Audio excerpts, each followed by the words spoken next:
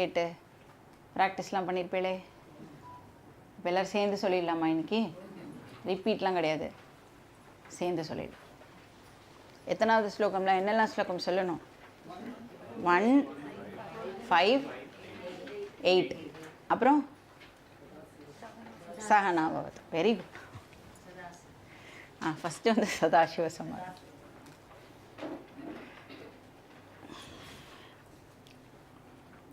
ஹரி ஓம். குருவே சரணம்.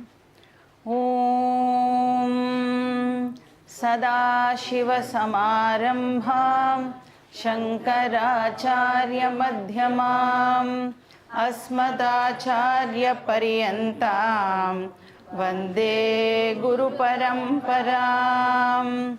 ஓம் பார்த்தாய பிரதிபோதிதாம் பகவதா நாராயணேன ஸ்வயம் व्यासेन घ्रथितां पुराणमुनिना मध्ये महाभारतम् अद्वैतामृतवर्षिणीं भगवतीम् अष्टादशाध्यायिनीम् अम्ब त्वामनुसन्ददामि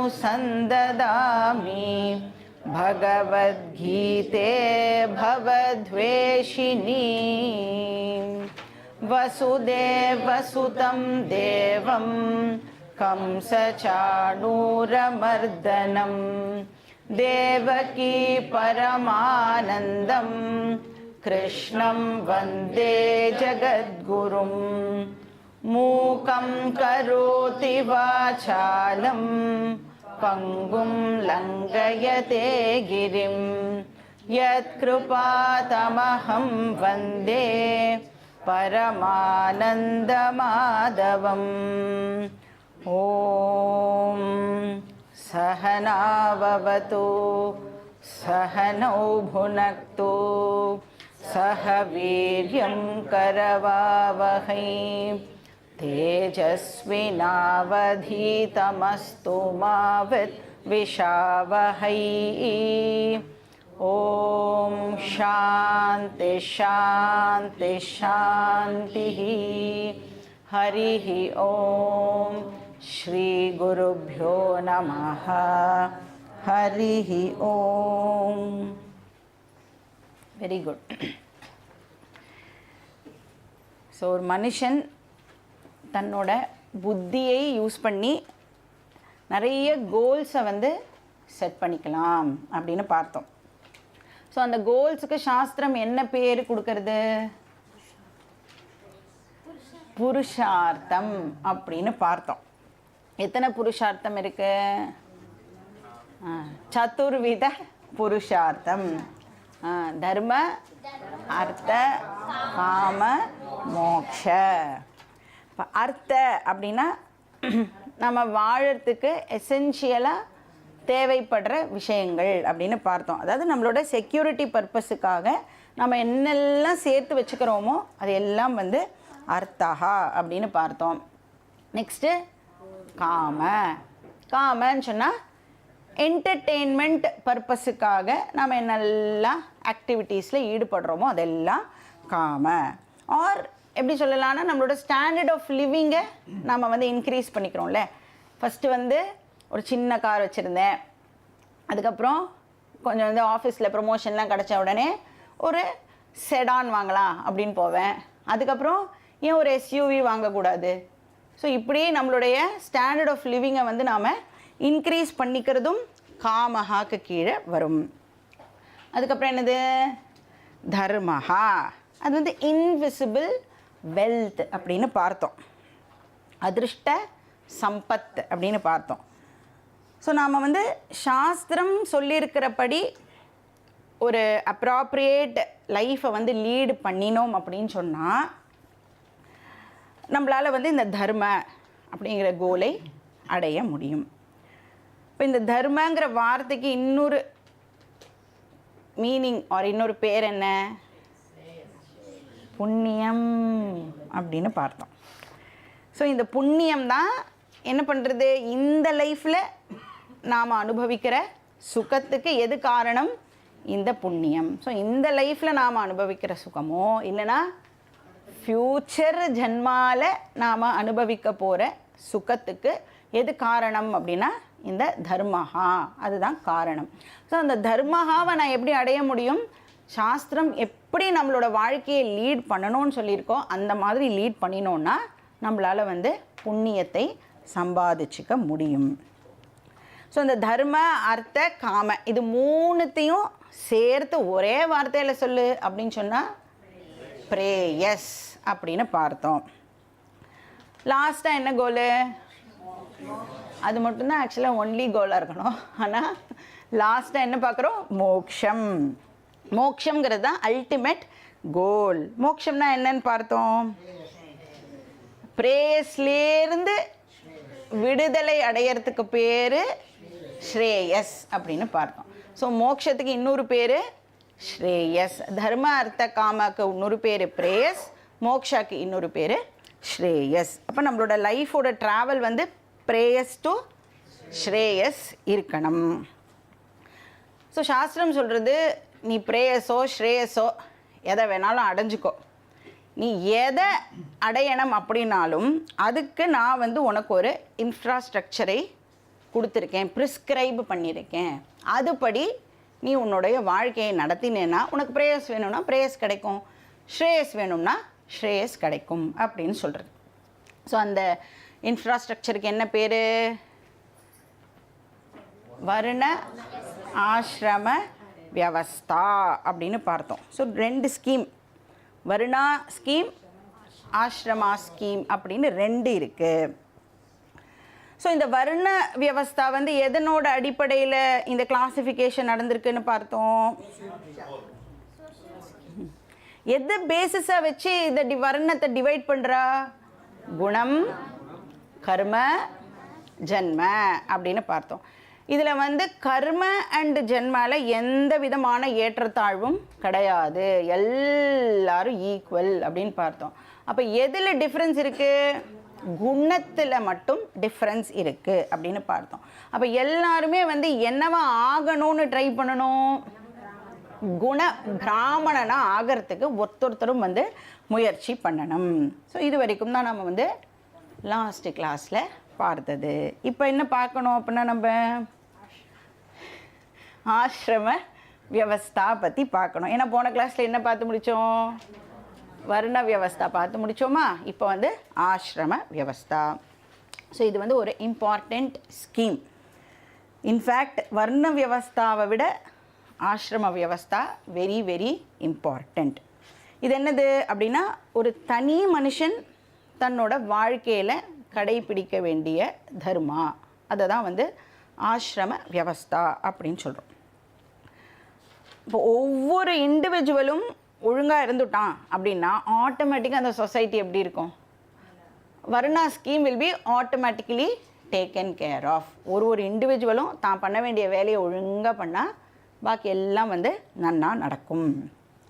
ஸோ இந்த ஆசிரம வியவஸ்தாவில் சாஸ்திரம் என்ன பண்ணுறது? ஒரு இண்டிவிஜுவலோட லைஃபையே இப்போது 4 ஸ்டேஜஸாக பிரிக்கிறது.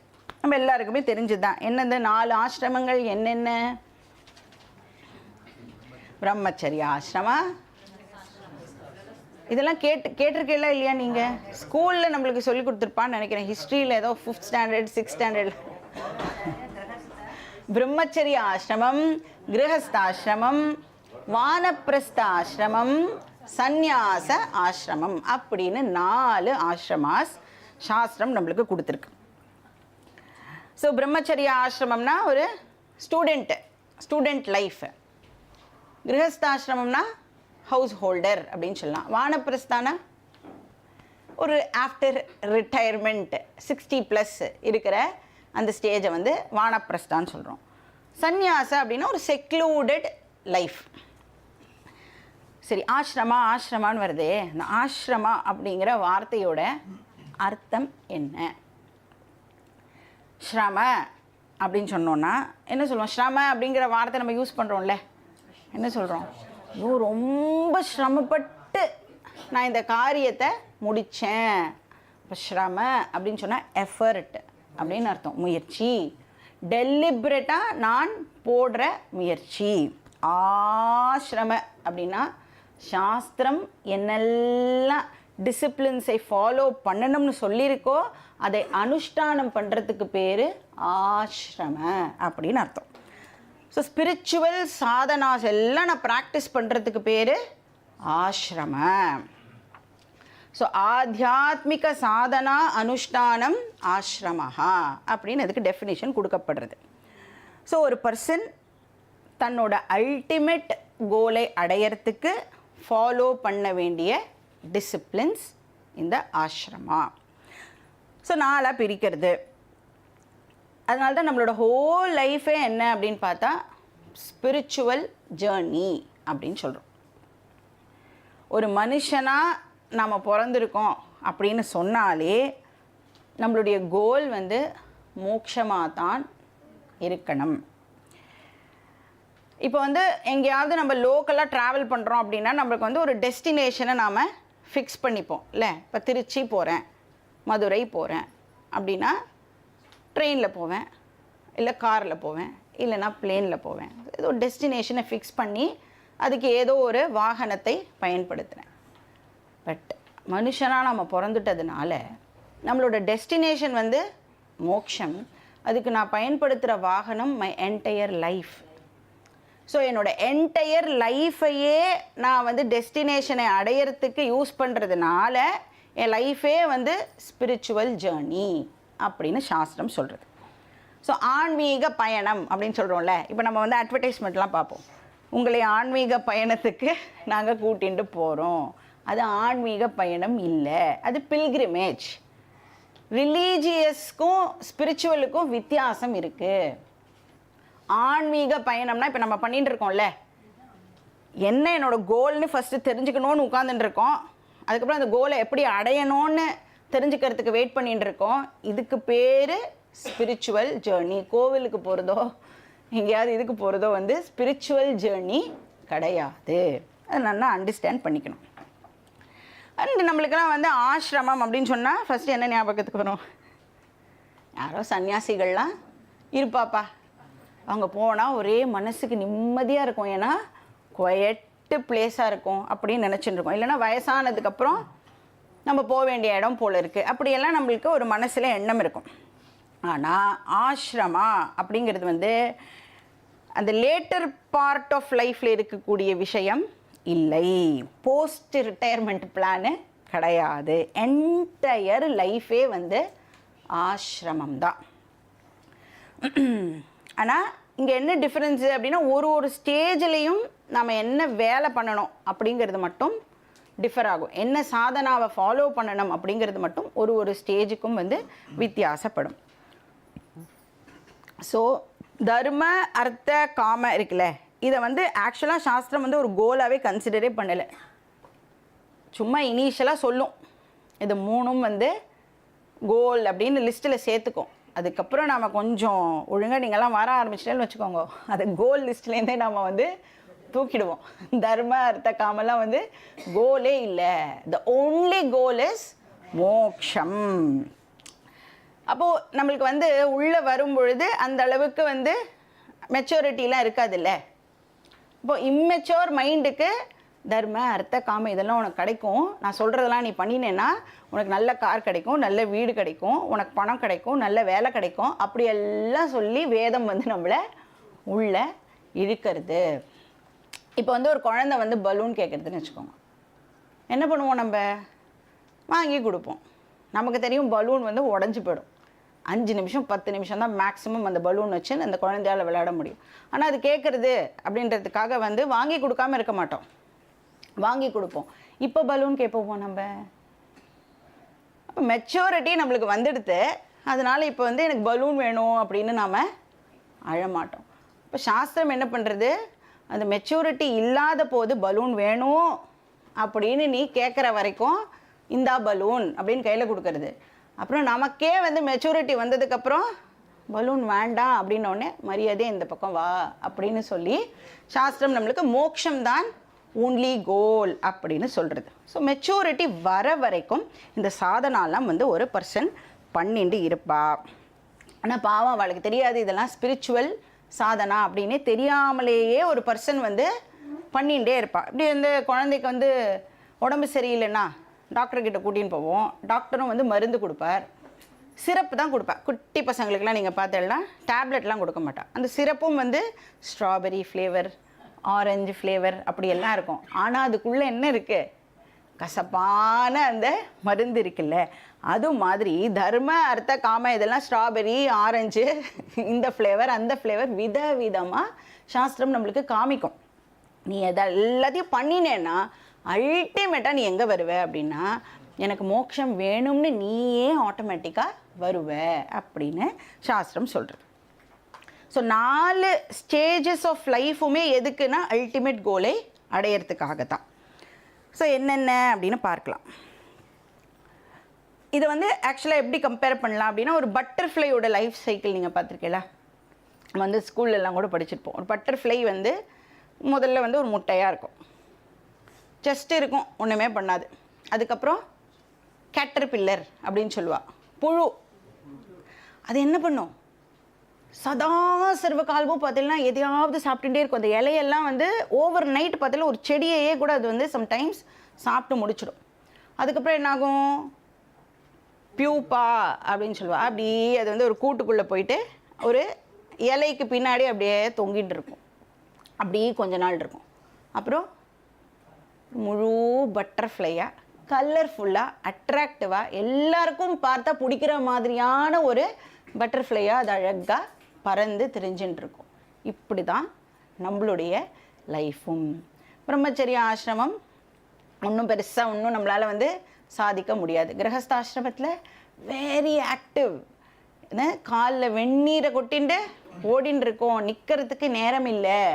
அப்புறம் வானப்பிரஸ்த ஆசிரமம் தேமேன்னு இருக்கணும். சந்நியாச ஆசிரமம்ல இதெல்லாம் இந்த ஞானம் வந்துடுது அப்படின்னு சொன்னால் பட்டர்ஃப்ளை மாதிரி நாம் பறக்கலாம். எல்லாரும் வந்து நம்மளை வந்து நம்ம அந்த இடத்துல இருக்க மாட்டோமா, நம்மளோட பேச மாட்டோமா அப்படின்னு எல்லாரும் வந்து ஏங்குவா. ஸோ இதை வந்து நம்ம ஞாபகம் வச்சுக்கலாம். ஸோ ஃபஸ்ட்டு வந்து பிரம்மச்சரிய ஆசிரமம் அப்படின்னு சொன்னால் ஸ்டூடெண்ட் லைஃப்.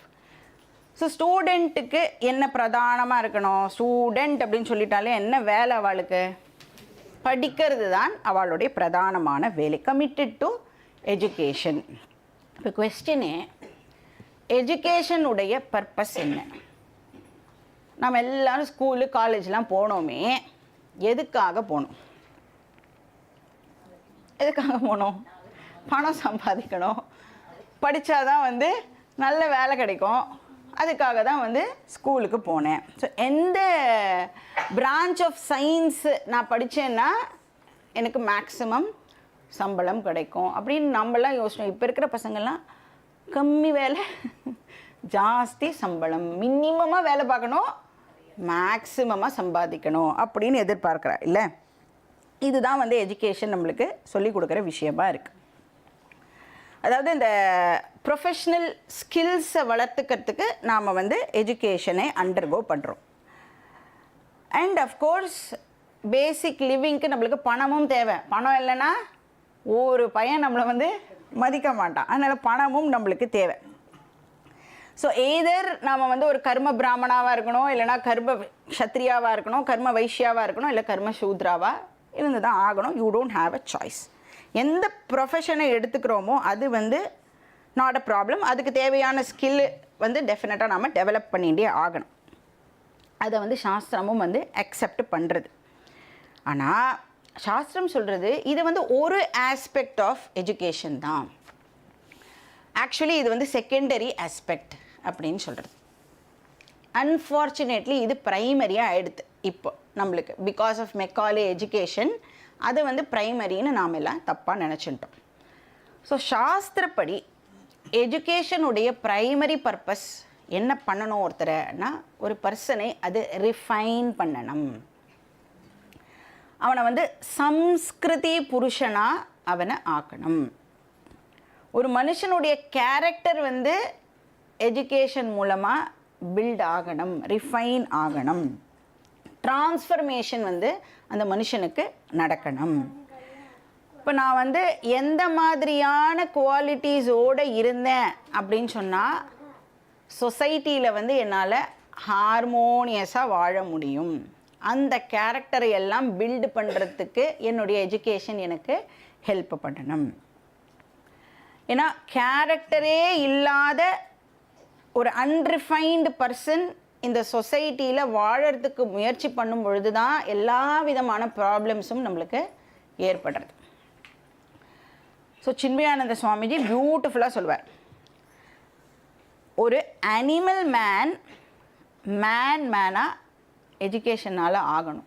அதாவது நாம் படிக்கிற இந்த ஸ்கூல் காலேஜ் எஜுகேஷன், அதுக்கப்புறம் அவன் என்னவா ஆகணும், காட் மேனாக அவன் ஆகணும். ஸோ மேன் வந்து காட் மேனாக ஆகணும். அதாவது மனிதன் என்பவன் தெய்வமாகலாம். இப்போ வந்து ஒரு மெட்டலை வந்து பூமியிலேருந்து எடுக்கிறான்னு வச்சுக்கோங்களேன், எப்படி இருக்கும் அது, எவ்வளோ இம்ப்யூரிட்டிஸோடு அந்த மெட்டல் இருக்கும். அதுக்கப்புறம் அதை ப்யூரிஃபிகேஷன் ப்ராசஸ் எல்லாம் பண்ணி அதை எக்ஸ்ட்ராக்ட் பண்ணுவாள்ல. அப்போ it has to undergo purification process. அந்த ப்யூரிஃபிகேஷன் ப்ராசஸ் தான் எஜுகேஷன் நம்மளுக்கு பண்ணணும். அது மாதிரி நம்ம எல்லாருக்கும் கூட 2 பர்த் இருக்குது அப்படின்னு சாஸ்திரம் சொல்கிறது. ஒன்று வந்து அம்மா கிட்டேருந்து வருது. அம்மா கிட்டேருந்து வரும்போது எப்படி இருப்போம்னா அன்ரிஃபைண்டாக இருப்போம். பிராகிருதி புருஷா அப்படின்னு பேர். எதுவுமே தெரியாது, கல்ச்சர்னால் என்னன்னு தெரியாது, எதுவுமே நம்மளுக்கு தெரியாது. அப்படியே நம்மளை வந்து சொசைட்டியில் வந்து ஸ்கூலுக்கு அனுப்பாமல் சொசைட்டியில் நம்மளை வந்து பழக விட்டா என்ன ஆகும், எதுக்கு எல்லாரும் பிடிக்கிறதோ பிடிக்கலையோ எதுக்கு ஸ்கூலுக்கு அனுப்புகிறா, எப்படி நடந்துக்கணும், 4 பேரோட எப்படி பழகணும், இன்னொருத்தரை ஹர்ட் பண்ணாமல் எப்படி இருக்கிறது, இந்த மாதிரி விஷயங்களெல்லாம் ஸ்கூல் போகிறதுனாலையும் நம்ம வந்து தெரிஞ்சுக்கிறோம் இல்லை. ஸோ எஜுகேஷன் சிஸ்டமை அந்த ஃபஸ்ட்டு ரிஃபைன்மெண்ட்டுக்காக நாம் வந்து கோ த்ரூ பண்ணுறோம். ஸோ த்விஜா அப்படின்னு சொல்லுவாள். 2வது பிறப்பு வந்து இந்த எஜுகேஷன் தான் நம்மளுக்கு கொடுக்கறது. இந்த கன்வர்ஷன் ப்ராசஸ் வந்து நடக்கணும். பட் அன்ஃபார்ச்சுனேட்லி நம்மளுடைய ஸ்கூல் சிஸ்டம் இதை நம்மளுக்கு ப்ரொவைட் பண்ணலை. ஸோ 2 விதமான பேரண்ட்ஸ் இருக்கா நம்மளுக்கு. ஒன்று வந்து நம்மளுடைய ஓன் அப்பா அம்மா, அவள் தான் ஃபஸ்ட்டு. 2வது யார், குரு தான் நம்மளுக்கு 2வது அப்பா அம்மா. ஏன்னா அவள் தான் நம்மளை என்ன பண்ண போகிறா, ரிஃபைன் பண்ண போகிறா, ப்யூரிஃபை பண்ண போகிறா. அப்போ எஜுகேஷனில் சாஸ்திர படிப்பும் வந்து இப்போது இன்க்ளூட் ஆகணும். அதனால தான் வந்து பிரம்மச்சரிய ஆசிரமம் அப்படின்னே அதை சொல்கிறோம். பிரம்ம அப்படின்னு சொன்னால் வேத அப்படின்னு அர்த்தம், வேதம்னு அர்த்தம் பிரம்மங்கிற வார்த்தைக்கு. சாரி அப்படின்னு சொன்னால் யார் ஒருத்தர் அதை சார்ந்து இருக்காளோ, அதை அனுஷ்டித்து நடந்துக்கிறாளோ. ஸோ பிரம்மணி வேதே சரதி,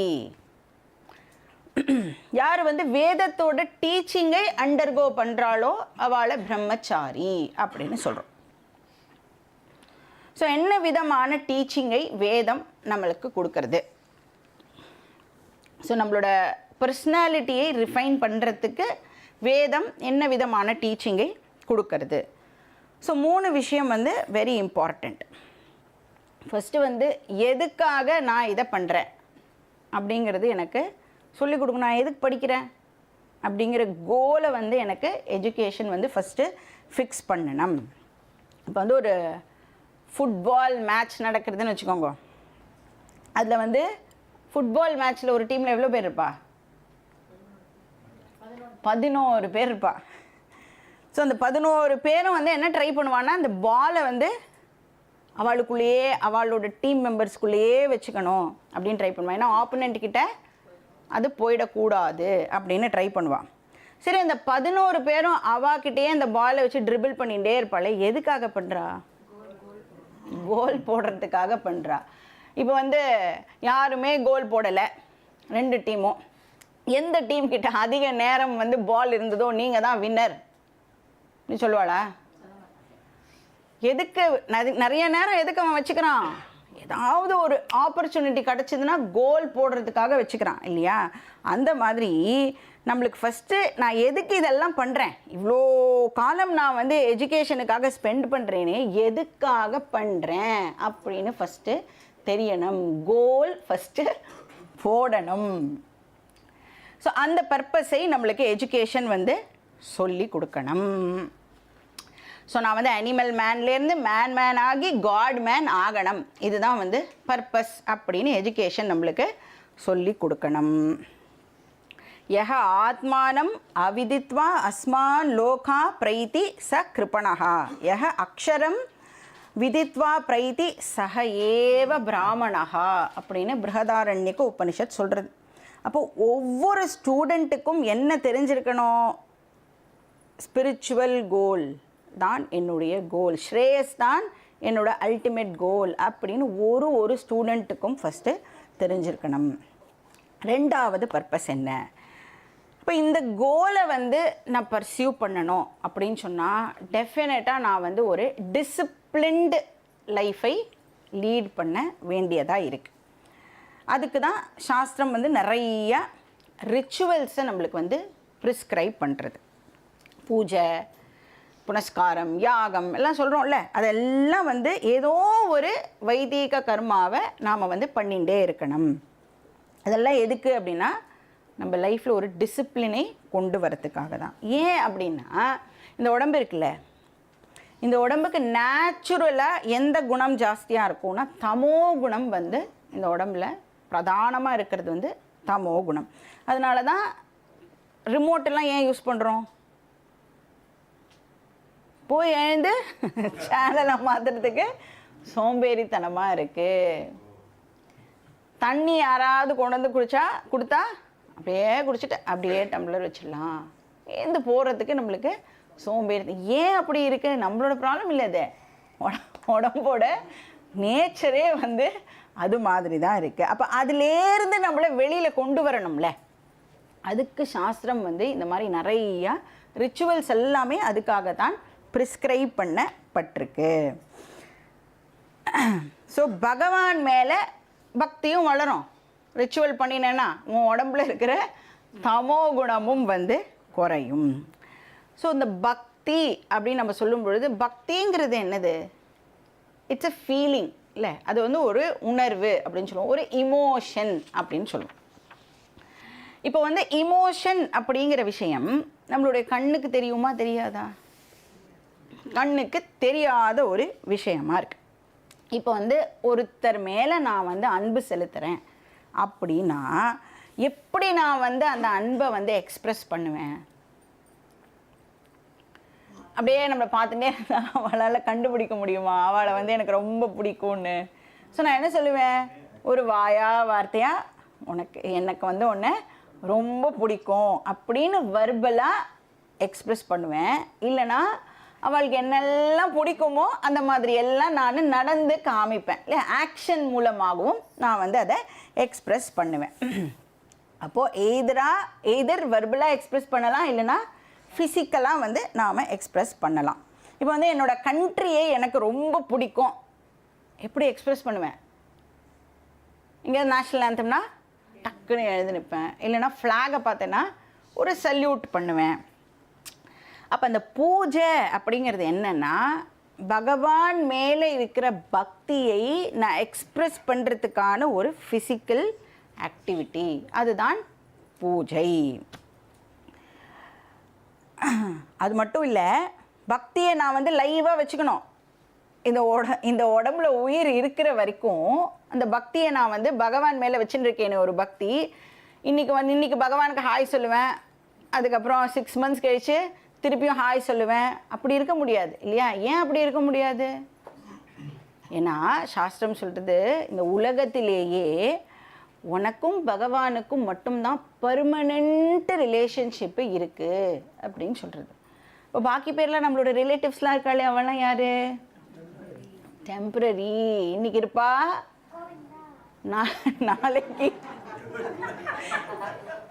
நாளைக்கு இல்லாமல் போகலாம், இல்லை அவ இருப்பா, நாம இல்லாமல் போகலாம்.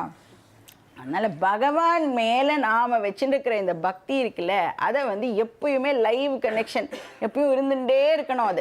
அதுக்கு இந்த பூஜை அண்ட் அதர் ரிச்சுவல்ஸ்லாம் வந்து நம்மளுக்கு ஹெல்ப் பண்ணுறது. ஸோ பாக்கி எல்லா ரிலேஷன்ஷிப்பும் வந்து டெம்பரரி. ஸோ பகவானை வர்ஷிப் பண்ணணும். அதுக்கு அதுக்கு நம்மளுக்கு அவ்வளோ விஷயங்கள் கொடுக்கப்பட்டிருக்கு. ஸ்தோத்திரம், அந்த ஸ்லோகம் சொல்கிறதா இருக்கட்டும், பூஜை பண்ணுறதா இருக்கட்டும். அப்போ இந்த ஸ்தோத்திரங்கிறது வெர்பலாக எக்ஸ்ப்ரெஸ் பண்ணுறது, பூஜாங்கிறது ஃபிசிக்கலாக வந்து ஃபிசிக்கல் ஃபார்மில் அதை எக்ஸ்ப்ரெஸ் பண்ணுறது. அப்போ எஜுகேஷன் எனக்கு என்ன டீச் பண்ணணும்? ஃபஸ்ட்டு என்ன டீச் பண்ணணும்? என் கோல் என்ன அப்படின்னு டீச் பண்ணணும். ரெண்டாவது, பகவானை வர்ஷிப் பண்ணுறது இஸ் வெரி வெரி இம்பார்ட்டண்ட் அப்படின்னு எஜுகேஷன் எனக்கு சொல்லி கொடுக்கணும். ஃபைனலாக என்ன சொல்லி கொடுக்கணும்? வாழ்க்கையில் வேல்யூஸ் ரொம்ப ரொம்ப இம்பார்ட்டண்ட் அப்படின்னு எஜுகேஷன் நம்மளுக்கு சொல்லி கொடுக்கணும். நற்பண்புகள் சொல்கிறோம்ல, அது ரொம்ப ரொம்ப அவசியம் அப்படின்னு சொல்லி கொடுக்கணும். ஸோ வாழ்க்கைனா இப்படி தான் வாழணும் அப்படின்னு சில பிரின்சிபல்ஸோட டெஃபினட்டாக வாழறதுக்கு எஜுகேஷன் நம்மளுக்கு சொல்லி கொடுக்கணும். வேல்யூஸை காம்ப்ரமைஸ் பண்ணக்கூடாது அப்படிங்கிற அறிவை நம்மளுக்கு எஜுகேஷன் கொடுக்கணும். ஒரு ஒரு கப்பல் வந்து சீயில் போயின்னு இருந்துதான். அதில் வந்து அந்த கப்பலில் இருக்கிற கேப்டன் வந்து வெரி வெரி சீனியர் பர்சன். ரொம்ப வருஷமாக வந்து அவர் கேப்டனாக இருக்கார். அதனால் வந்து அப்படி போயின்னு இருக்கும்போது அவர் பார்க்குறாரு, தூரத்தில் ஒரு லைட்டு தெரியறது. லைட் தெரிஞ்ச உடனே அவர் வந்து சொல்கிறார், நம்மளோட கப்பலும் அந்த லைட்டு தெரிகிற டைரக்ஷனை நோக்கி போயின்னு இருக்கு, அந்த கப்பலும் நம்மளோட கப்பலும் ஒரே டைரக்ஷனில் வருது, ஸோ ஆக்சிடெண்ட்டு இப்போ ஆகிடும். அதனால நான் இம்மீடியட்டாக என்ன பண்ணுறேன், அந்த கப்பலுக்கு மெசேஜ் அனுப்புகிறேன் அப்படின்னு அந்த கேப்டன் வந்து மெசேஜ் பண்ணுறார். சேஞ்ச் யுவர் கோர்ஸ் அப்படின்னு சொல்லி அந்த பக்கம் இருக்கிற இவருக்கு வந்து மெசேஜ் பண்ணுறார். இந்த கேப்டன் வந்து எக்ஸ்பீரியன்ஸ்டு கேப்டனா, ஏன் இவர் வந்து மாற்றி போகலாம்ல. இவருக்கு ஈகோ, நான் ஏன் வந்து என்னுடைய டைரக்ஷனை மாற்றணும், ஏன்னா எதிர்த்தாப்பில் வரவனா தெரியாது, அவன் எப்படின்னு கூட இவனுக்கு தெரியாது. ஆனாலும் இந்த கேப்டன் என்ன சொல்கிறார், நான் ஏன் மாற்றணும், நான் எவ்வளோ பெரிய கேப்டன், எவ்வளோ வருஷமாக வந்து சர்வீஸில் இருக்கேன், அவன் வேணும்னா அவன் வந்து அவனோட டைரக்ஷனை சேஞ்ச் பண்ணிக்கிட்டோம் அப்படின்னு சொல்கிறான். அங்கேருந்து ரிப்ளை வரும்ல, அங்கேருந்து ரிப்ளை வருது, you please change the course அப்படின்னு அந்த சைட்லேருந்து ஒரு ரிப்ளை வருது. அந்த மெசேஜை பார்த்த உடனே இப்போ இந்த கேப்டனுக்கு எப்படி இருக்கும், பயங்கரமாக கோபம் வருது. அவரோட ஈகோ வந்து இன்னும் வந்து பூஸ்ட் ஆகிடுறது.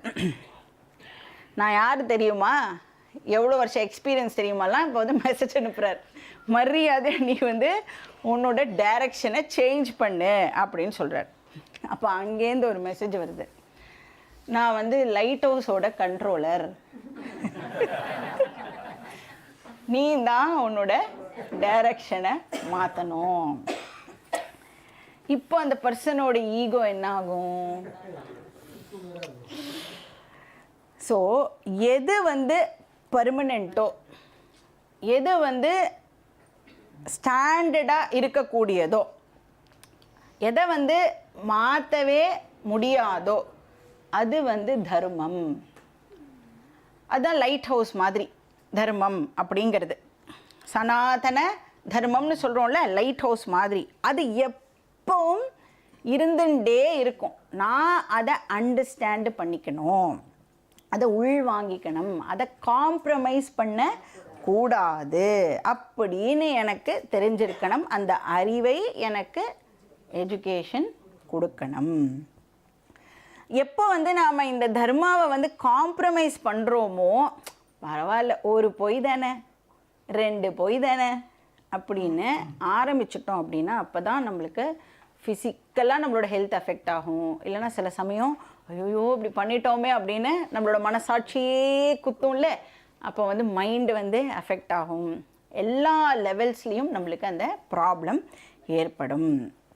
அப்போ எஜுகேஷன் எனக்கு கோல் என்னன்னு சொல்லித்தரணும், அப்புறம் பக்தியோடைய இம்பார்ட்டன்ஸை எனக்கு சொல்லிக் கொடுக்கணும், அப்புறம் லைஃப்பில் வேல்யூஸ் வந்து வெரி வெரி இம்பார்ட்டண்ட் அப்படின்னு சொல்லி கொடுக்கணும். ஸோ இதெல்லாம் நாம் வந்து அண்டர்கோ பண்ணும் பொழுது நேச்சுரலாக நாம் ரிஃபைன் ஆகிறோம், நம்மளோட பர்சனாலிட்டி வந்து ரிஃபைன் ஆகிறது. இப்போ என்னால் வந்து நினச்சா கூட சொசைட்டிக்கு எந்த விதமான தீங்கையும் இழைக்க முடியாது.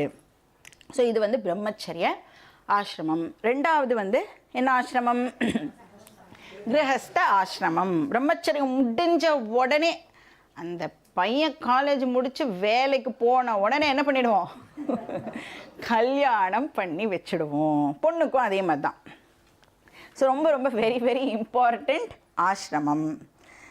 எதை பொறுத்த வரைக்கும்னா, சாஸ்திரத்தை பொறுத்த வரைக்குமே சாஸ்திரம் எதுக்கு ரொம்ப இம்பார்ட்டன்ஸ் கொடுக்கும்னா கிரகஸ்த ஆசிரமத்துக்கு தான் இம்பார்ட்டன்ஸ் கொடுக்கறது. ஏன்னா இப்போ அந்த ரிலீஜியஸ் லைஃப் அப்படின்னு பேசினோம்ல, அதை வந்து யார் பண்ண முடியும்? ரிலீஜியஸ் லைஃப்பை யார் லீட் பண்ண முடியும்னா கிரகஸ்தாசிரமத்தில் இருக்கிறவாளால் தான் அதை வந்து ஃபாலோவே பண்ண முடியும். அவளுக்காகவே ப்ரிஸ்கிரைப் பண்ணப்பட்டது தான் ரிலீஜியஸ் லைஃப். அப்போ இந்த பணம் சம்பாதிக்கிறது மற்ற விஷயங்கள்லாம் பின் என்னது? செகண்டரியாக பண்ண வேண்டியது. ப்ரைமரியாக வந்து ரிலீஜியஸ் லைஃபை லீட் பண்ணுறது. அப்போ அர்த்த காமெல்லாம் வந்து ப்ரைமரின்னு நம்ம நினச்சிட்டு இருக்கோம். ஆனால் சாஸ்திரம் சொல்கிறது அது செகண்டரி. ஸோ ப்ரைமரி கோல், கிரகஸ்தாசிரமத்துக்கு ப்ரைமரி கோல் என்ன? மோக்ஷம். நீ எந்த ஆசிரமத்தில் வேணாலும் இரு, மனுஷனாக பிறந்துட்டேன்னா என்ன கோல்? கிரகஸ்தாசிரமத்தில் யார் இருப்பா? மனுஷா தானே இருப்பா. அப்போ அவனுக்கும் என்ன கோலாக இருக்கணும்? மோக்ஷம்தான் கோல். அப்போ அந்த மோக்ஷங்கிற கோலை அடையறதுக்கு ஒரு சாதனை என்னன்னா ரிலீஜியஸ் லைஃபை லீட் பண்ணுறது. அதுக்காகவே இந்த ஆசிரமம் கொடுக்கப்பட்டிருக்கு. ஆனால் இன்றைக்கி வந்து டோட்டலி உல்ட்டா. எதுக்கு கிரகஸ்தாசிரமம்? இப்போ சொன்னோமே, பணம் சம்பாதிக்கிறதுக்கு, அர்த்த காம என்ஜாய் பண்ணுறதுக்காக கிரகஸ்தாசிரமம் நினச்சிட்டு இருக்கோம். ஆனால் அன்ஃபார்ச்சுனேட்லி வேதம் சொல்கிறது அதை நீ யூஸ் பண்ணிக்கோ, சும்மா செகண்டரியாக யூஸ் பண்ணிக்கோ, ஆனால் உன்னோட ப்ரைமரி கோல் மோட்சமாக தான் இருக்கணும். சரி, இப்போ இந்த ஃபேமிலி அப்படியே என்னோடய ஃபேமிலிக்காக தான் நான் எல்லாமே பண்ணுறேன் அப்படின்னு இப்போ சொன்னால் கூட, இப்போ எத்தனை பேர் வந்து நம்மளோட ஃபேமிலியில் ஒன்றா உட்காந்து சாப்பிட்றோம்? சரி, சாப்பிட்றதுக்கு தான் வரதில்லை, டிவி பார்க்குறதுக்காவது ஒன்றா உட்காந்து டிவி பார்க்குறோமா? எத்தனை ரூம் இருக்கோ அத்தனை டிவி வந்துடுது இப்போது. ஆளுக்கு ஒரு டிவி. முன்னாடிலாம் ஹாலில் மட்டும் சின்னதாக ஒரு டிவி இருக்கும், 2-3 வீட்டில் டிவியே இருக்காது. அவள்லாம் கூட வந்து நம்ம வீட்டில் வந்து டிவி பார்ப்பா. இப்போ வந்து ரூமுக்கு ரூம் டிவி, இல்லைன்னா ஃபோன்லேயே எல்லாத்தையும் பார்த்துக்கிறா. அப்போ ஃபேமிலிக்காக நான் எல்லாம் கஷ்டப்படுறேன் அப்படின்னு நீங்கள் சொல்கிறீங்களே, உங்கள் ஃபேமிலியில் 4 பேரை சேர்த்து ஒன்றா வச்சு சாப்பிடவே முடியல நம்மளால். அப்போ என்ன தான் பண்ணிகிட்டு இருக்கோம்? நம்ம என்னைக்காவது கேட்டிருக்கோமோ? நம்மளே கேட்டுன்னு இருக்கோமோ? கேட்டுக்கிறதே இல்லை. ஆனால் வந்து ஃபேமிலி மேலே நம்மளுக்கு என்ன டெவலப் ஆகியிருக்கு? அட்டாச்மெண்ட், பாசம் இருக்குது. ஸோ இந்த ஃபேமிலி மேலே நம்மளுக்கு வந்து அந்த பந்தமானது தான் வந்து டெவலப் ஆகிருக்கு. சரி, இந்த கிரகஸ்த ஆசிரமம் கல்யாணம்னு ஒன்று சொல்கிறோமே, அதுவே எதனால் நம்மளுக்கு நடக்கிறது? Marriages R made in heaven. இவா தான் உன்னுடைய பார்ட்னர்னு யார் டிசைட் பண்ணுறா? பகவான் டிசைட் பண்ணுறார். இப்போ பகவான் தான் இந்த ஃபேமிலி பந்தத்தை டிசைட் பண்ணுறார். அப்படின்னா இந்த பந்தம் எப்போ கட் ஆகணும் அப்படிங்கிறது யார் டிசைட் பண்ணுறா? அதே பகவான் தான். அதையும் வந்து ஏன்னா அவருக்கு உரிமை இருக்குல்ல, உனக்கு இவரோட தான் கல்யாணம் ஆகணும்னு அவர் டிசைட் பண்ணாருன்னா எப்போ நம்மளை செப்பரேட் பண்ணணும் அப்படிங்கிறதும் வந்து அதே பகவானுக்கு டிசைட் பண்ணுறதுக்கான எல்லா ரைட்ஸும் இருக்குது. ஸோ ஃபேமிலி லைஃப் அப்படின்னு சொன்னால் எதுக்காக நாம் கல்யாணம் பண்ணிக்கிறோம்? ஃபர்ஸ்ட் ஆஃப் ஆல் அப்படின்னா இந்த பொறுமை, நிதானம், அப்புறம் ஷேரிங், கேரிங், சகிப்புத்தன்மை, இது எல்லாம் டெவலப் பண்ணிக்கிறதுக்காக மட்டுமே கிரகஸ்தாசிரமம் கொடுக்கப்பட்டிருக்கு. என்ஜாய் பண்ணுறதுக்காக கிரகஸ்தாசிரமம் இல்லை. இப்போ விட்டு கொடுக்கறது, மன்னிக்கிறது, இந்த மாதிரி குணங்கள் எல்லாம் இப்போ நம்மளுக்கு டெவலப் ஆகிருக்குன்னா எது ரீசன்? அதுக்கு நாம் கிரகஸ்தாசிரமத்தில் இருக்கிறதுனால தான் இந்த குவாலிட்டிஸ் எல்லாம் நம்மளுக்கு டெவலப் ஆகிருக்கு. வெரி வெரி இம்பார்ட்டண்ட் வேல்யூஸ் இதெல்லாம். ஸோ ஒரு ஸ்டேபிள் ஃபேமிலியாக இருந்தால் தான் நம்மளோட நெக்ஸ்ட் ஜெனரேஷனை நம்மளால் வந்து அஃப்கோர்ஸ் நல்ல விதமாக வளர்க்க முடியும். ஸோ அப்போ தான் குழந்தைகளும் வந்து இமோஷ்னலி ஸ்டேபிளாக இருப்பாள். அப்போ கிரகஸ்தாசிரமம் எனக்கும் பர்சனலாக என்னோடய இண்டிவிஜுவல் லைஃபுக்கு இம்பார்ட்டண்ட், என்னோட நெக்ஸ்ட் ஜெனரேஷனுக்கும் கிரகஸ்தாசிரமம் வெரி வெரி இம்பார்ட்டண்ட். நெக்ஸ்ட் ஆசிரமம் என்னது? வானப்பிரஸ்த ஆசிரமம். இது என்னது? இது வந்து சந்நியாச ஆசிரமத்துக்கு ஒரு ப்ரொபேஷன் பீரியட் அப்படின்னு சொல்லலாம். இப்போ நம்ம வந்து ஆஃபீஸ்லாம் போனோன்னா நம்மளை ப்ரொபேஷன் ஃபார் 6 months பெர்மனெண்ட் பண்ணுறதுக்கு முன்னாடி அப்படின்னு ஒரு ஸ்டேஜ் கொடுப்பால. அப்போ என்ன பண்ணுவோம், அங்கே வந்து ப்ராக்டிஸ் பண்ணுவோம். என்ன வேலையோ எனக்கு சின்ன சின்னதாக கொடுத்து நம்மளை வந்து ஒழுங்காக ஃபிட் ஆகுறோமா அப்படின்னு செக் பண்ணுவோம் இல்லையா? அந்த மாதிரியான ஒரு ஸ்டேஜ் தான் இந்த வானப்பிரஸ்த ஆசிரமம்.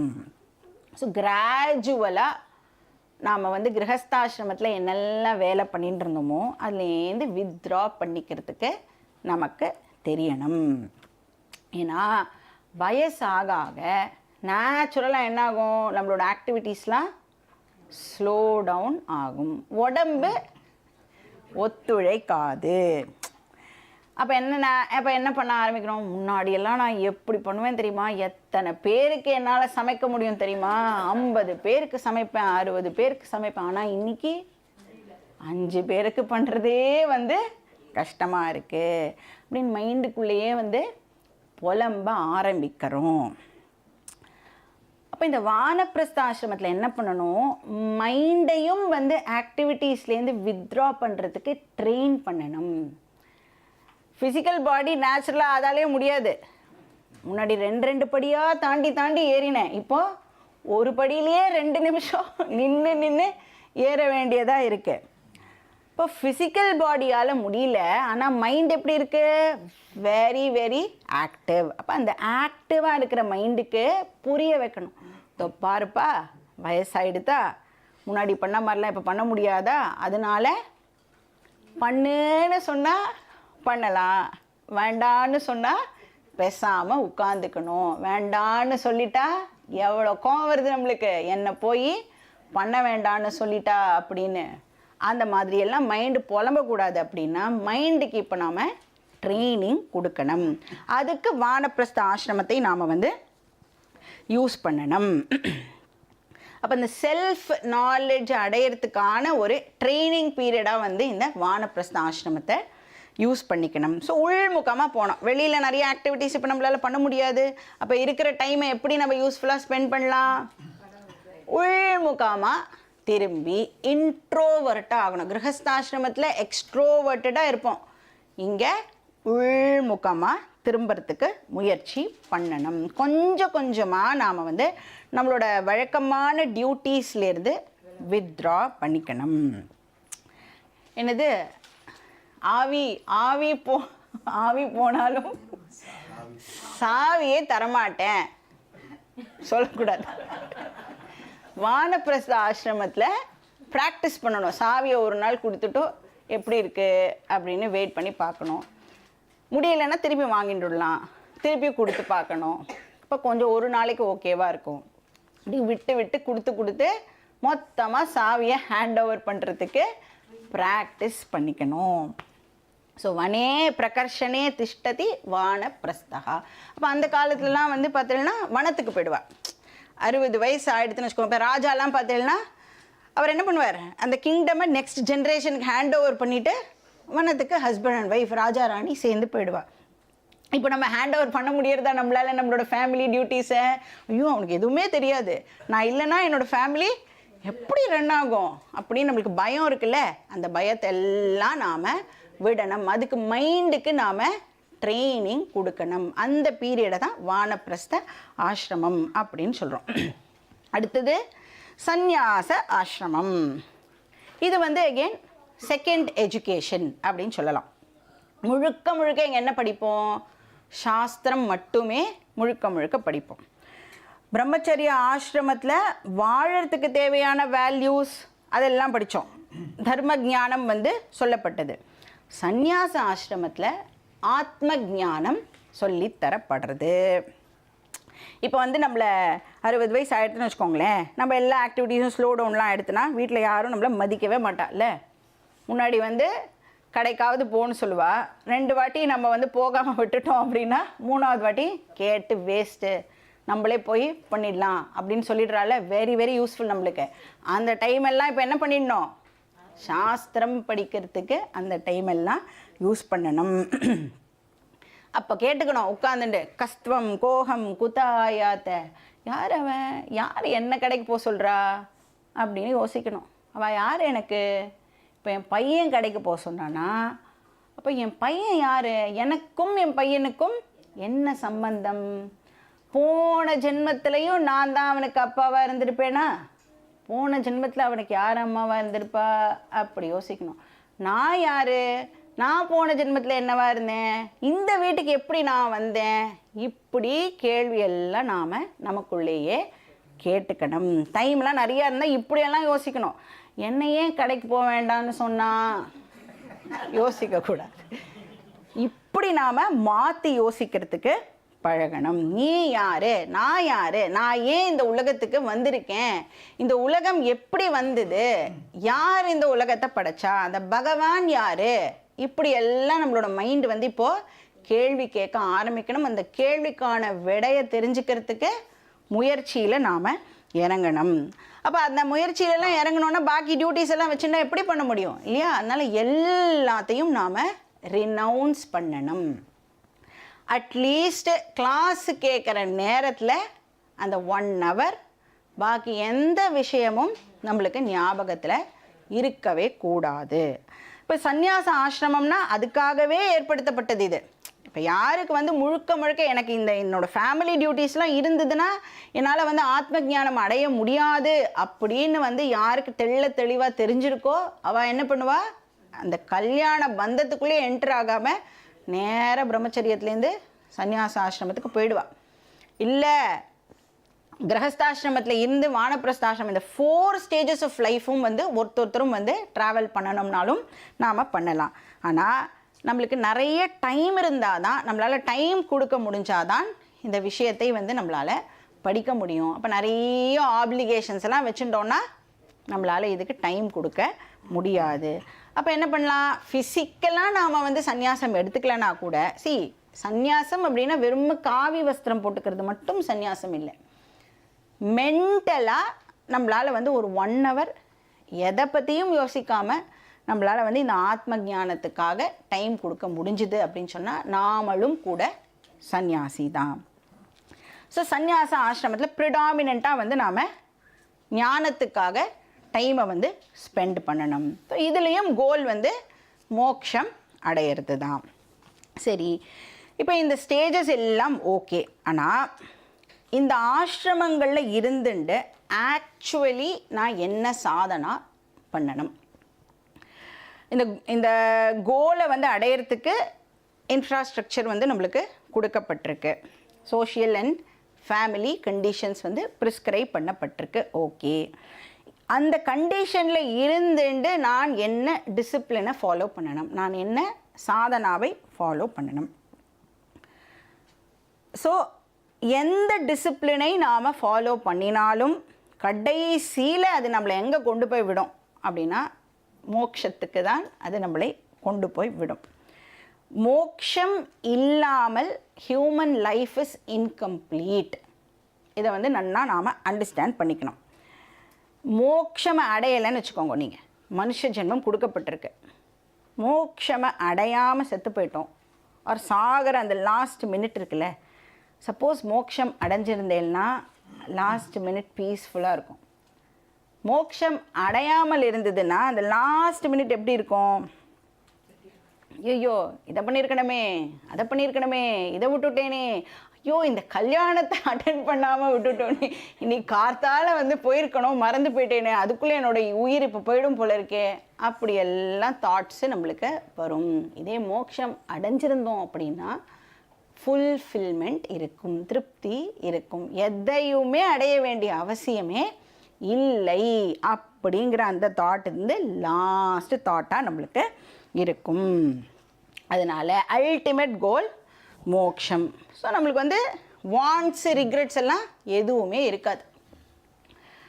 சரி, நான் என்ன சாதனா பண்ணணும், என்ன கோர்ஸ் ஆஃப் ஆக்ஷன்ஸ் நான் பண்ணணும் அப்படின்னா, சாதனான்னு சொன்னால் நான் பண்ண வேண்டிய ஃபாலோ பண்ண வேண்டிய டிசிப்ளின். சாத்தியம்னா கோல் அப்படின்னு அர்த்தம். இப்போ சாதனா பண்ணுறவனை சாஸ்திரம் சாதகா அப்படின்னு சொல்கிறது. பாட்டெல்லாம் ப்ராக்டிஸ் பண்ண சொல்லுவாள்ல, சாதகம் பண்ணு சாதகம் பண்ணுன்னு. அந்த மாதிரி சாதகா அப்படின்னு சொன்னோன்னா யார் வந்து சாதனாவை ப்ராக்டிஸ் பண்ணுறாளோ அவள் சாதகா. அப்போ ஒரு சாதகா சாதனாவை ப்ராக்டிஸ் பண்ணி சாத்தியத்தை அடையணும். சாத்தியத்தை அடைஞ்சால் அவள் என்னவா ஆகிறான்னா சித்த புருஷாவா ஆகிறா. ஸோ சாதகா டு சித்தஹா, இதுதான் வந்து நம்மளோட லைஃபோட ஜேர்னியாக இருக்கணும். இப்போ இந்த சாதனாஸை வந்து சாஸ்திரம் அகெயின் 3 ஸ்டேஜஸாக பிரிக்கிறது, 3 கிளாஸிஃபை பண்ணுறது. அப்போ ஒவ்வொரு ஸ்டேஜையும் வந்து யோக அப்படின்னு சொல்கிறது. யோக அப்படிங்கிற வார்த்தைக்கு வந்து என்ன அர்த்தம்னா டு கனெக்ட், டு ஜாயின் அப்படின்னு அர்த்தம். லிங்க் பண்ணுறது அப்படின்னு அர்த்தம். சாதகாவையும் சாத்தியத்தையும் லிங்க் பண்ணுறதுனால இதை யோகா அப்படின்னு சொல்கிறோம். என்ன வந்து 3 லெவல் ஆஃப் சாதனாஸ்? ஃபஸ்ட்டு வந்து கர்ம யோக அப்படின்னு சொல்கிறோம். 2வது வந்து உபாசன யோகா. 3வது ஞான யோகா. இதுதான் 3 லெவல்ஸ் ஆஃப் சாதனாஸ். வந்து 3 படிக்கட்டு மாதிரி நாம் வந்து ஞாபகம் வச்சுக்கலாம். கர்மயோகம், உபாசனா யோகம், ஞான யோகம். இந்த 3 படிக்கட்டை ஏறினா நான் எங்கே லேண்ட் பண்ணுவேன்? மோக்ஷம்தான் என்னோட லேண்டிங்காக இருக்கும். இல்லை நான் ரொம்ப ஹைட்டு, ரொம்ப டாலு, நான் இங்கே ஒரு கால் வைப்பேன், அங்கே மோட்சத்தில் டைரெக்டாக லேண்டு பண்ணுவேன் அப்படின்னா நடக்கவே நடக்காது. ஏன்னா இந்த படிக்கட்டோட ஹைட் இருக்குல்ல, ஒருத்தருக்கும் வித்தியாசமாக இருக்கும், எல்லாருக்கும் ஒரே ஹைட் இருக்காது.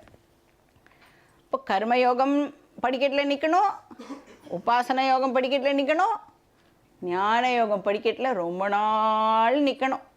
அப்புறம் தான் வந்து மோக்ஷம் அப்படிங்கிற லேண்டிங்க்கு நம்மளால் ரீச் பண்ண முடியும். ஸோ கம்பல்சரியாக ஒருத்தரும் வந்து இந்த 3 ஸ்டேஜஸையும் க்ராஸ் பண்ணி ஆகணும். கர்ம யோகம் அப்படின்னா என்ன? 2 வார்த்தை இருக்குது. கர்ம யோகம் 2 வார்த்தை இருக்குது.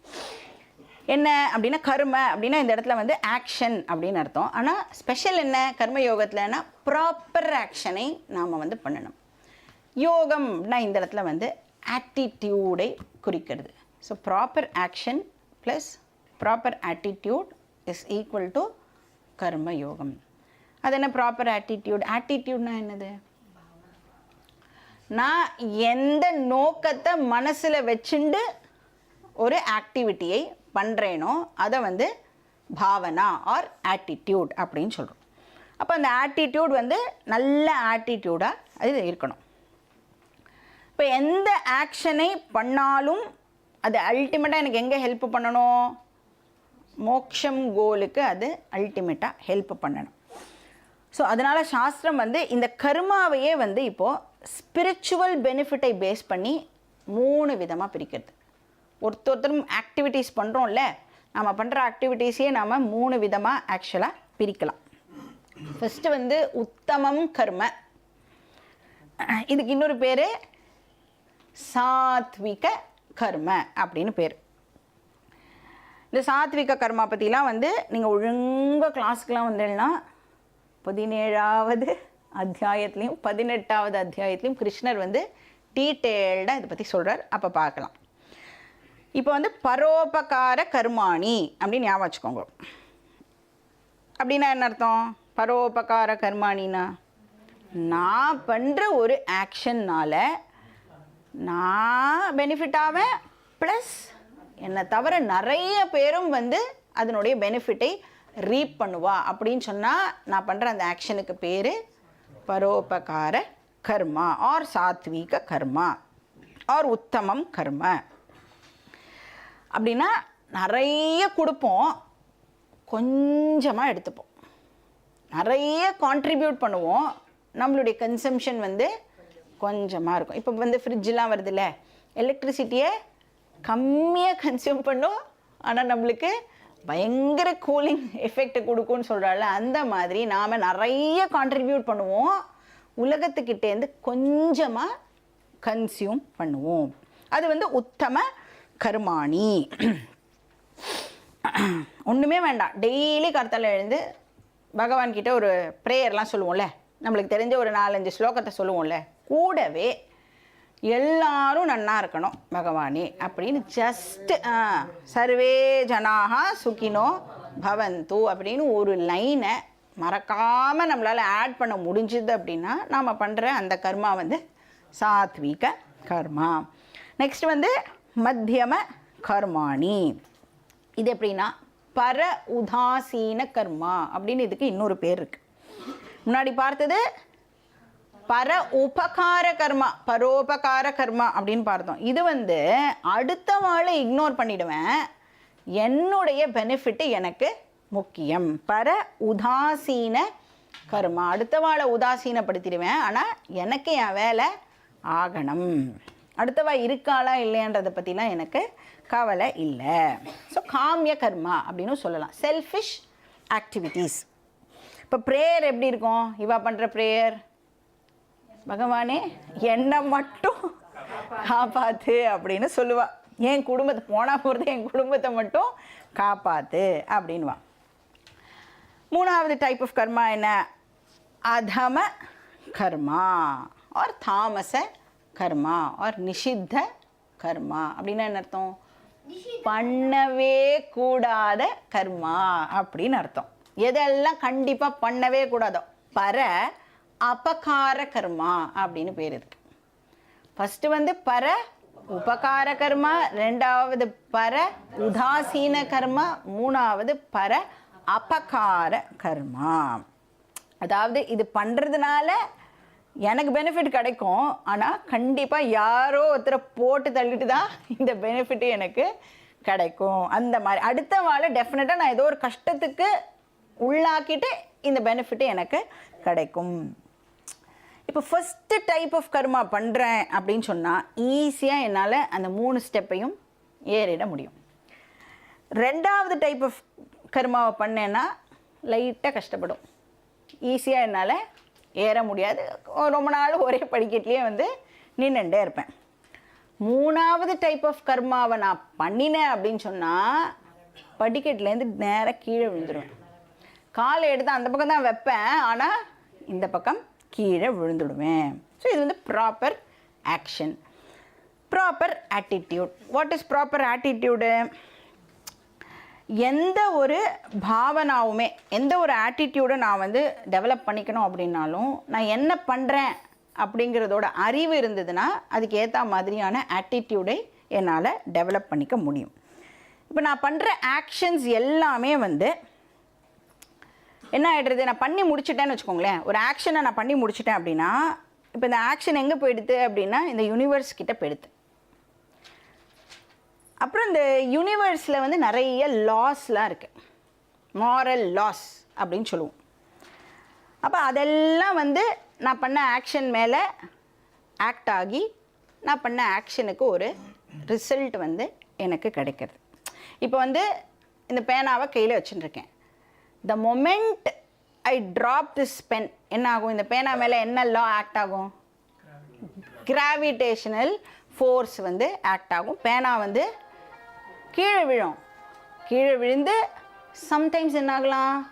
உடஞ்சி கூட போகலாம், இல்லைன்னா லைட்டாக கிராக் விழலாம், இல்லைன்னா எதுவுமே ஆகாமலும் பேனா வந்து சேஃபாகவும் இருக்கலாம். அந்த மாதிரி நான் வந்து ஒரு ஆக்ஷனை இப்போ பண்ணி முடிச்சிட்டேன் அப்படின்னு சொன்னால் என்ன ஆகிடுறது? அது இப்போ பகவான்கிட்ட அந்த ஆக்ஷன் வந்து போய்டுறது. அப்போ பகவான்கிட்ட வந்து ஒரு செட் ஆஃப் லாஸ் வச்சுருக்கார் அவர், மாரல் லாஸ். இப்போ இது வந்து ஃபிசிக்கல் லா இல்லையா, லா ஆஃப் கிராவிட்டி. அந்த மாதிரி பகவான் வந்து மாரல் லாஸை வந்து தன் கையில் வச்சுட்டுருக்கார். அப்போ அவர் என்ன பண்ணுவார்? அதுதான் வந்து ப்ராசஸிங் டூல் அவருக்கு. இப்போ நான் பண்ணுற ஆக்ஷனை இப்போ என்ன பண்ணுவார்? ப்ராசஸ் பண்ணுவார். அந்த லாலாம் வந்து இப்போ அது மேலே ஆக்ட் ஆகி ப்ராசஸ் நடக்கும். ப்ராசஸ் நடந்ததுக்கப்புறமா என்ன பண்ணுவார் பகவான்? அந்த கர்மாவோட பலனை நம்மக்கிட்டேயே மறுபடியும் திருப்பி கொடுத்துருவார். ஏன்னா நான் தான் அதை பகவான்கிட்ட கொடுத்தேன், பகவான் கையில் இப்போது நிறையா லாஸ் வச்சுருக்கார், அது ஆக்ட் ஆகிறது. பகவான் மறுபடியும் அதை எனக்கு கர்ம பலனாக திருப்பி கொடுக்குறார். இந்த விஷயம் நம்மளுக்கு தெரிஞ்ச உடனே இதை நாம் ஞாபகம் வச்சுட்டோம் அப்படின்னு சொன்னால் ஒவ்வொரு கர்மாவுமே இப்போ என்ன ஆகிடும் அப்படின்னா ஈஸ்வர அர்ப்பணமாக ஆகிடும். ஏன்னா நான் பண்ண போகிற கர்மா யார்கிட்ட போகிறது? பகவான்கிட்ட போகிறது. அப்போ நான் எப்படி பண்ணுவேன்? ஒரு ஆக்ஷனையும் நான் எந்த ஆக்ஷன் பண்ணாலும் அது யார்கிட்ட போகிறதுனா பகவான்கிட்ட தான் போகிறது. இப்போ நான் ஈஸ்வர அர்ப்பணமாக ஒரு ஆக்ஷனையும் பண்ணுவேன். பகவான் வந்து ப்ராசஸ் பண்ணி மறுபடியும் என்கிட்ட அவர் கொடுக்குறார் அப்படின்னா இப்போ பகவான் எனக்கு எது கொடுத்தாலும் அது என்னது? பிரசாதம். கோவிலுக்கு போனால் என்ன சொல்கிறோம்? அதை பகவான்கிட்டேருந்து வந்திருக்கு பிரசாதம் அப்படின்னு சொல்கிறோம்ல. அப்போ நான் பண்ண ஆக்ஷனுடைய ரிசல்ட்டு பகவான்கிட்டேருந்தே எனக்கு வரதுனால அதுக்கு பேர் பிரசாதம் அப்படின்னு பேர்.